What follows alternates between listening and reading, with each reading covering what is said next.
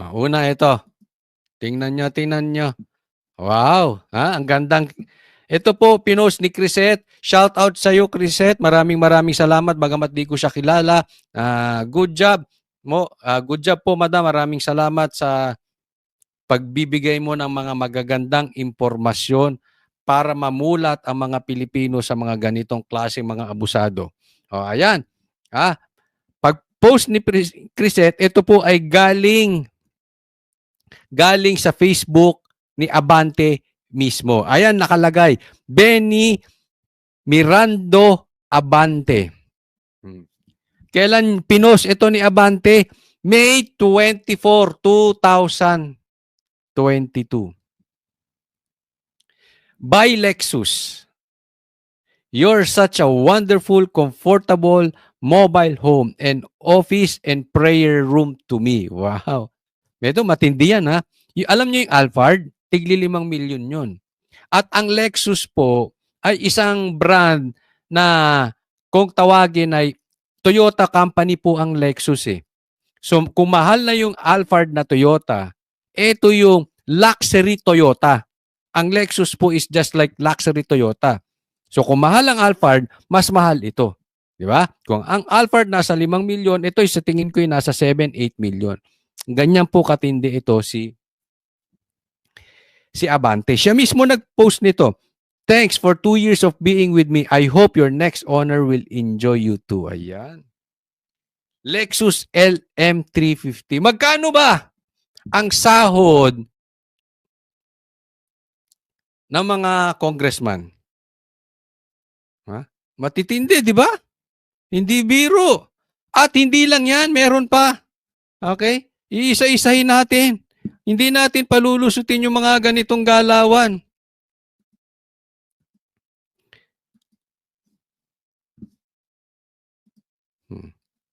Ito, next.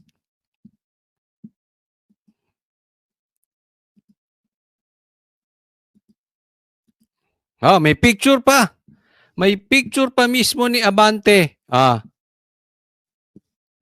Tingnan natin, basahin natin. May new baby. Sus, may new baby siya. May 22, 2000, May 26, 2022. My new baby took the place of my C63S AMG V8. This is a smaller version, 4-cylinder, 301 horsepower. Not so fast but lighter and economical. Still a Benz and an AMG. Cheding, ika nga. Ang ganda ng racket natin, sir, ha? Hindi. Kasi alam mo, ba't ko po nababanggit ito? Siguro bakit din ito na i-post ni Crisette? Kasi alam mo, itong mga quadcom na ito, kung makasita kay BP Sara, akala mo ang lilinis nila. Hindi ko sinasabihan silang madumi. Pero tingnan nyo mismo. Kaya nyo bang imbestigahan si Abante? Alam ko matitino kayo eh. Kayo mga taga-quadcom. Martin, matino ka, di ba? Ay, ito ang susunod na iimbestigahan ng quadcom. Dahil matitino sila eh. Paano nagkakaroon ng mga ganitong kotse itong mga ito? Di ba? Anong klase itong mga ito? Hindi lang yan. Teka muna, baka sabihin nyo yan.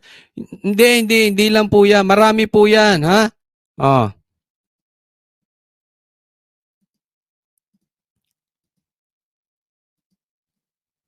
Patindi tayo ng patindi. Aglet, ito pa.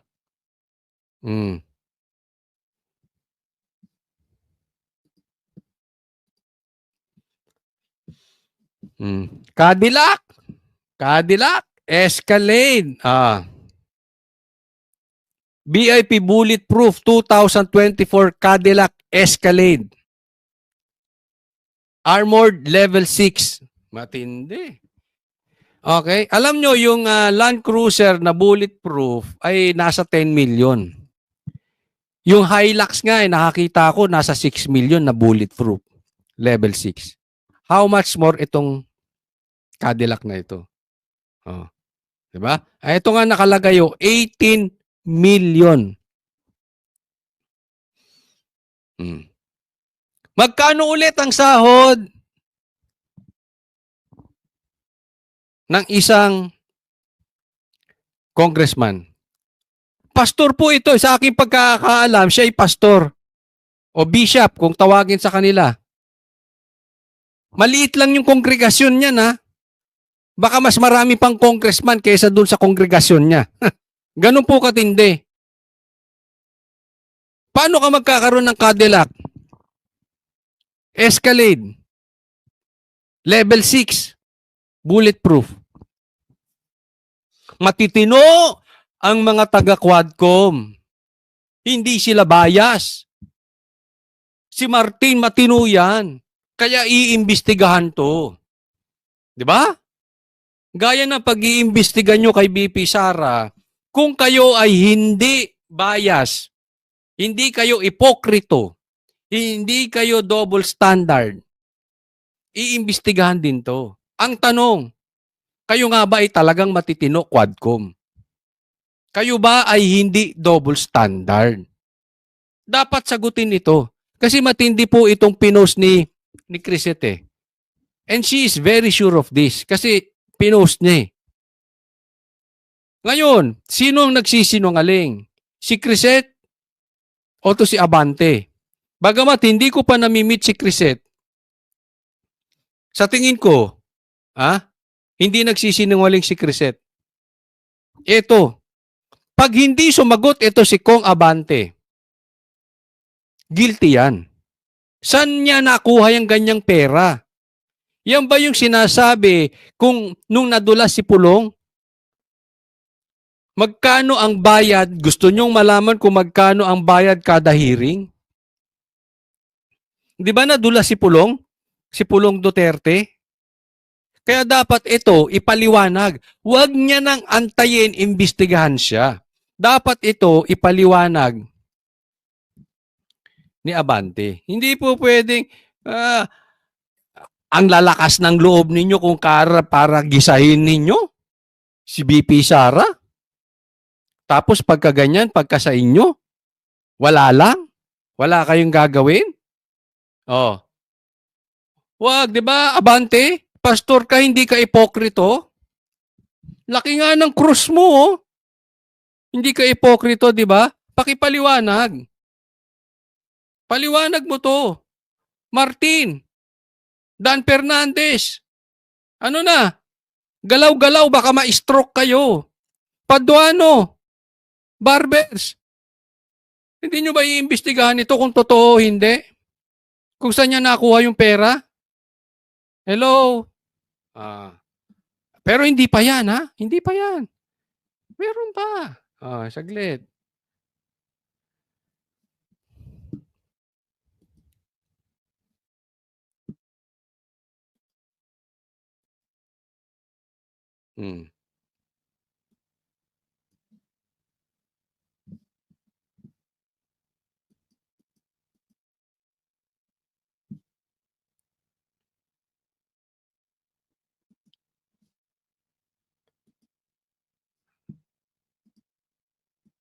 Saglit. Antayin nyo lang. Eto, nako. Can-Am, mamahalin din to. Pagdating sa motor, eto naman mamahalin. Can-Am Spider. Di ba? Matindi, no? Big time. Big time talaga to si Abante. Pero ito pinakamatindi. Ito, tingnan ninyo. Ito iba na to.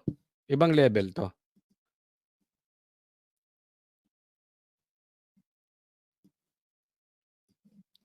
Ito na.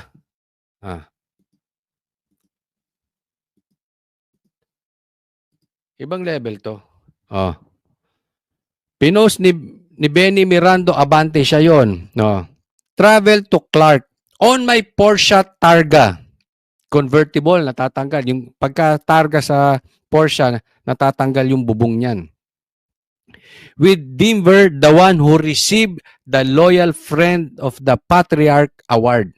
No, pinagmalaki niya. Pinagmalaki niya yung kaibigan niya na kasama niya si Denver. The one who received the Loyal Friend of the Patriarch Award.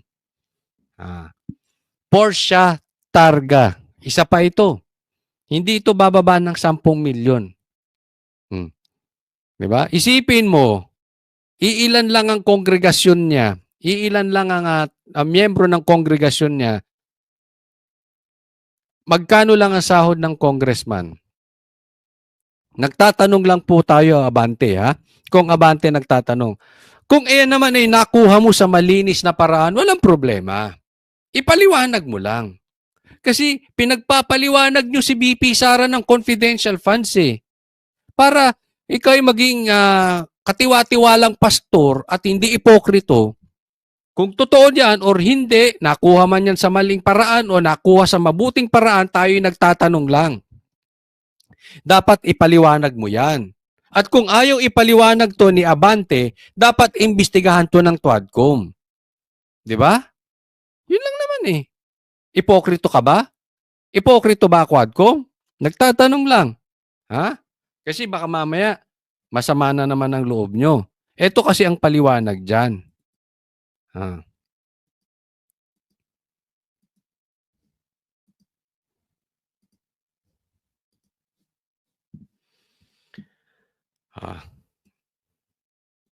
Again, from the post of Crisette. Dalawa, ang ibig sabihin nitong picture na ito. Yan po yung pinakita ko sa inyo kanina. That Congressman DOM, naku pambihira, tinawag na DOM, si Benny Abante, has a Porsche Targa convertible aside from his bulletproof Escalade and his only job is congressman and a pastor of a small flock, so guess where he gets his money? Dalawa, pag-uusapan natin. Naka-Escalade ka, naka-Porsche ka, wala kang negosyo, wala kang ibang trabaho kung hindi congressman at maliit na kongregasyon. Saan mo nakukuha yung pera mo, Abante? Nagtatanong lang po. Pangalawa, he is BFF with Dimber Andales. O ano ngayon? Sino ba si Dimber Andales? Anong problema kung kaibigan niya yung mama na yan? The Cagayan de Oro pastor who in 2023 allegedly killed or masterminded the killing of Adrian Fornilos,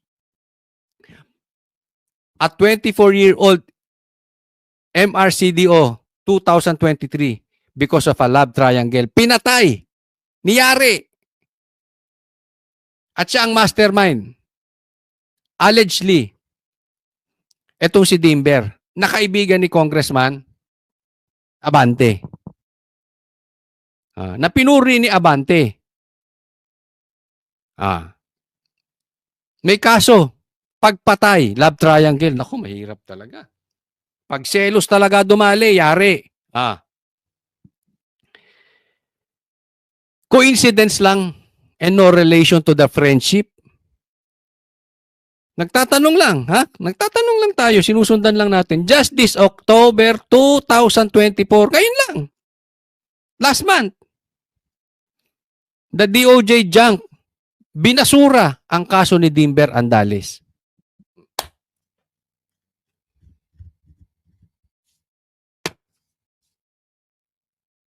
Saan nakuha itong Porsche?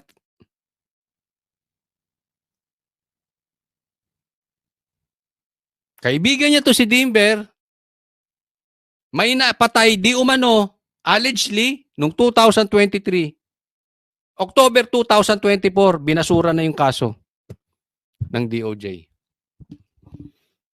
Naamoy nyo ba yung naamoy ko? Nagtatanong lang. Nakikita nyo ba yung nakikita ko? Tanong. May connection ba yung Porsche na yan? Sa pagkakalaya? Nagtatanong lang, ha? Nagtatanong lang. Coincidence lang ba? Yung pagkakaibigan ninyo? At ng Porsche. Hmm. Kaibigan po ni Abante si Dimber. Pero sa akin lang, kailangan ipaliwanag eh. Ngayon, kung galing naman sa malinis yung pera, hindi siguro matatakot ipaliwanag ito ni Abante. Kasi kumbaga sa droga, 'di ba?